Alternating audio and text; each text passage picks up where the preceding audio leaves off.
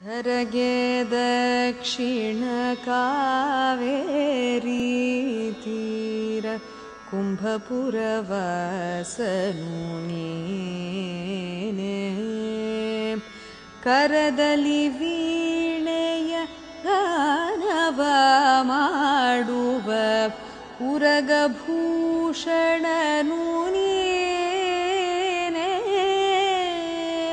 ಕೊರಳಲಿ ಭಸ್ಮ ರುದ್ರಾಕ್ಷವ ಧರಿಸಿದ ಪರಮ ವೈಷ್ಣವನು ನೀನೇ.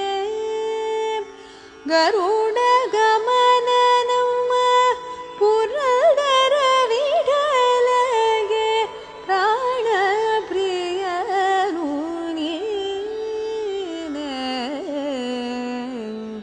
ಚಂದ್ರಚೂಡ ಶಿವಶಂಕರ ಪಾರ್ವತಿ ರಮಣನೆ ನಿನಗೆ.